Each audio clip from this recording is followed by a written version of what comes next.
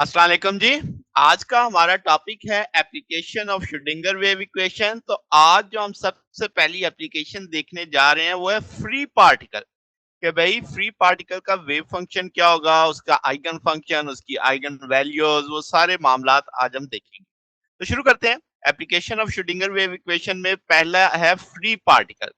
अब पार्टिकल को फ्री कब कहा जाता है? कि भाई अगर वो एक ऐसे रीजन में है जहां पे उसकी पोटेंशियल एनर्जी जीरो है, यानी कोई एक्सटर्नल फोर्स नहीं लग रही उस पार्टिकल पे, उस रीजन के अंदर, तो ऐसे पार्टिकल को हम फ्री पार्टिकल मानेंगे। ठीक होगी बात। अब श्रोडिंगर वेव इक्वेशन जो हमने ड्राइव की वो तो ये थी कि del square psi plus 2m over h cut square E minus V Sai.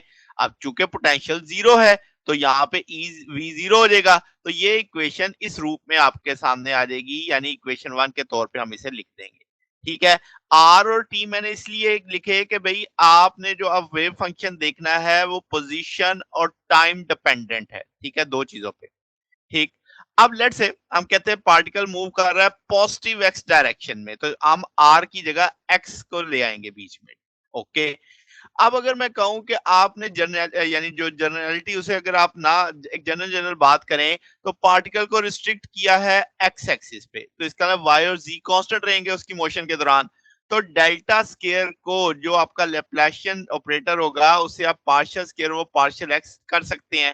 ठीक है। या उसे आप ले जा सकते हैं D square by D x square में। तो अब जो आपकी वेव ये इक्वेशन वन है वो इस शक्ल में लिखी जा सकती है। ये जो 2m ओवर एच कट है इसे मैं k कह देता हूं, k स्केयर। तो इक्वेशन ये बन गई जी कि second order differential wave function का plus k square psi equal to zero. के यहाँ पे क्या है, वेव नंबर के तौर पे आ रहा है। अब इक्वेशन टू का अगर आप जनरल सॉल्यूशन देखो तो वो ये इस रूप में आएगा आपके पास, यानी दो टर्म्स होंगी उसके अंदर, ए ई की पावर योटा के एक्स प्लस बी ई की पावर माइनस योटा के एक्स। ए की पावर योटा के एक्स क्या बताएगा, ये रिप्रेजेंट करेगा कि भाई वेव ट्रेवलिंग कर रही है किस तरह, पॉजिटिव एक्स की जानिब।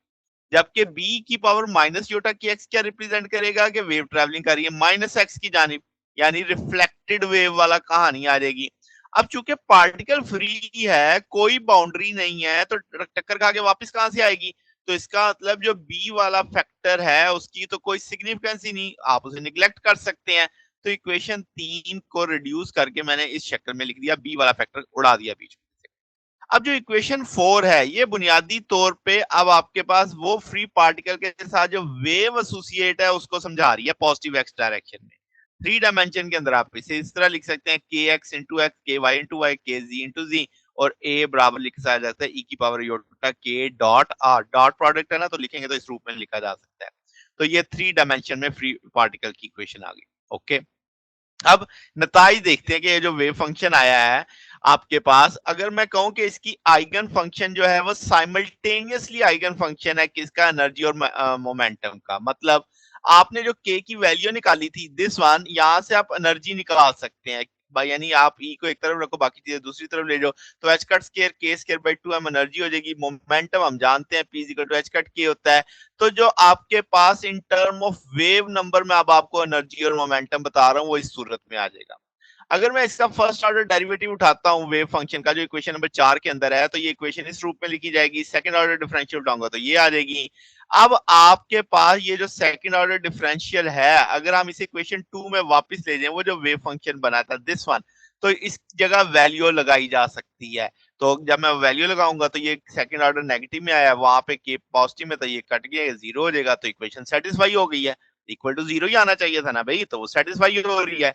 अब यहाँ पे कंसेप्ट आता है डीजेनरेसी का। डीजेनरेसी क्या है, जब दो या दो से ज्यादा डिफरेंट सोल्यूशन जो होते हैं किसी आइगन वैल्यू इक्वेशन के, वो कॉरस्पॉन्ड करें सेम आइगन वैल्यू को। और सादा लफ्जों में बहुत सादा बताऊं कि जब दो सॉल्यूशन किसी इक्वेशन, यानी जो इक्वेशन के सॉल्व करने से आते हैं, वो कॉरस्पॉन्ड करें सेम एनर्जी पे, यानी वो उनका सेम सेम आइगन वैल्यू दे रहे हो, तो हम कहेंगे ये सिचुएशन क्या है, डीजेनरेसी है। ओके। अब आपके पास जो फ्री पार्टिकल है वो नॉर्मलाइज नहीं हो सकता। अगर आप देखोगे psi x whole square dx, अब हम जानते हैं एम्पलीट्यूड के स्क्वायर के बराबर होता है, तो ये स्क्वायर बाहर आ जाएगा, और डीएक्स में जब आप इसको सॉल्व करेंगे तो इन्फिनिटी चला जाएगा। तो वन आना चाहिए था नॉर्मलाइज होने की सूरत में। तो इसका मतलब जब आप फ्री पार्टिकल के लिए वेव फंक्शन निकाल रहे हैं तो आपने टाइम इंडिपेंडेंट श्रोडिंगर इक्वेशन को सॉल्व किया है। तो इसका इसका मतलब कि आपने सादा तरीन तरीके से ये कहा कि हम अज्यूम कर रहे हैं कि सेपरेबल सॉल्यूशन के बारे में। तो ऐसे सॉल्यूशन जो नॉर्मलाइज्ड ना हो, इसका मतलब है जो सेपरेबल सॉल्यूशन है वो पॉसिबल नहीं है फ्री पार्टिकल के लिए। तो फिर अब मसला क्या है, क्यों फिर हम करें ऐसे कि हम टाइम इंडिपेंडेंट इक्वेशन से? तो इसका एक हल है कि आपके पास श्रोडिंगर वेव इक्वेशन चूंकि लीनियर है, तो इस चीज का फायदा उठाते हुए हम क्या करते हैं, सुपरपोजिशन ऑफ सॉल्यूशंस करते हैं कि डिफरेंट वैल्यू ऑफ के वाले जितने भी सॉल्यूशन है उनको ऐड कर दिया जाए। तो जब आप ऐड करोगे वो के की काफी सारी वैल्यू को, तो वेव पैकेट आपका क्या हो जाएगा, लोकलाइज्ड हो जाएगा, जैसे आप इस तस्वीर में देख सकते हैं। तो इसका मतलब फ्री पार्टिकल जो होगा, इस टाइप की जो एडिशन प्रोसेस जो आप वेव का करेंगे, उससे लोकलाइज्ड वेव पैकेट हासिल होगा, यानी आप पार्टिकल को डिफाइन कर सकते हैं इस तरीके से। तो ये हमारा आज का टॉपिक था। अगर आपको इसमें कोई बात पूछनी हो, डाउट हो, तो नीचे कमेंट्स में पूछ सकते हैं। वीडियो अच्छी लगी हो तो वीडियो को लाइक कीजिएगा, दोस्तों के साथ शेयर कीजिएगा, चैनल को सब्सक्राइब कर दीजिएगा। अब तक के लिए इतना ही, बकिया इंशाल्लाह फिर नेक्स्ट देखेंगे। ओके, अल्लाह हाफिज।